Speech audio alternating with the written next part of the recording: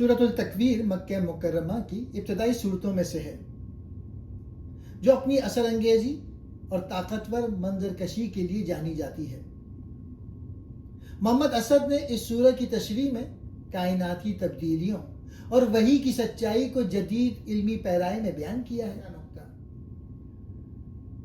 کائناتی بساط کا لپیٹے جانا یعنی قیامت کے مناظر۔ سورہ کی ابتدائی آیات میں ایک عجیب انقلاب کا ذکر ہے، سورج کی بے نوری، جب سورج کی روشنی لپیٹ دی جائے گی۔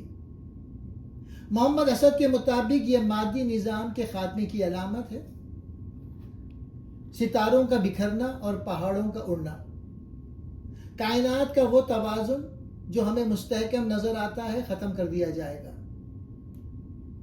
10 ماہ کی حاملہ اونٹنیاں اس دور کے عربوں کے لیے یہ سب سے قیمتی مال تھا۔ اس سے مراد یہ ہے کہ اس دن انسان اپنے سب سے قیمتی مادی اثاثوں سے بھی غافل ہو جائے گا۔ وحشی جانوروں کا جمع ہونا، خوف کے عالم میں تمام مخلوقات اپنی فطری دشمنی بھول کر ایک جگہ سمٹ آئیں گے۔ دوسرا نقطہ، انسانی ضمیر اور جواب دہی۔ آیت نمبر 8 اور 9 میں ایک دردناک معاشرتی برائی کا ذکر ہے، زندہ درگور بچی کا سوال۔ جب زندہ دفنائی گئی بچی سے پوچھا جائے گا کہ اسے کس گناہ پر قتل کیا گیا، اسد صاحب فرماتے ہیں کہ یہ صرف ایک مخصوص رسم کا ذکر نہیں بلکہ ہر اس معصوم جان کے بارے میں سوال ہے جو انسانی سنگدلی کی بھیٹ چڑھی۔ یہ عدل الہی کی وہ انتہا ہے جہاں کمزور ترین مخلوق کا حق بھی وصول کیا جائے گا۔ تیسرا نقطہ، وحی کی حقیقت اور شیطان سے دوری۔ سورہ کا دوسرا حصہ اس پیغام یعنی قرآن کی صداقت پہ ہے۔ ستاروں کی قسم، پیچھے ہٹنے والے اور چھپ جانے والے ستاروں کی قسم کھا کر وحی کی اہمیت بتائی گئی۔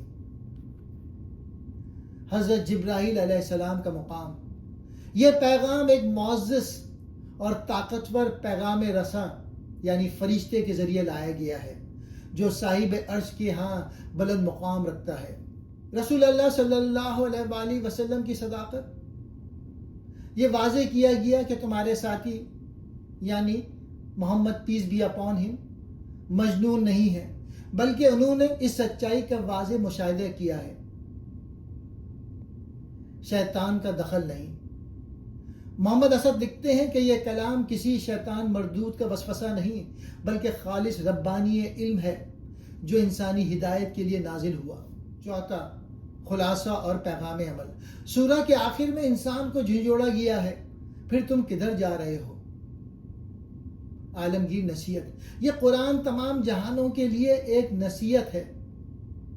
انسان کا ارادہ، ہدایت صرف اسے ملے گی جو خود سیدھی راہ پہ چلنے کا ارادہ کرے گا۔ رب کی مشیت، انسان کا ارادہ اسی وقت نتیجہ خیز ہوتا ہے جب وہ اللہ کی مشیت یعنی قوانین کے مطابق ہو۔ محمد اسد کا خاص فلسفہ۔ اس سورہ میں محمد اسد یہ سمجھاتے ہیں کہ قیامت صرف ایک جسمانی تباہی نہیں بلکہ وہ لمحہ ہے جب ہر انسان کی روح کا نامہ اعمال اس کے سامنے کھول دیا جائے گا۔ کائنات کا ذرہ ذرہ اس بات کی گواہی دے رہا ہے کہ یہ سب کسی بے مقصد کھیل کے لیے نہیں بنایا گیا بلکہ ایک عظیم مقصد اور جواب دہی کے لیے ہے۔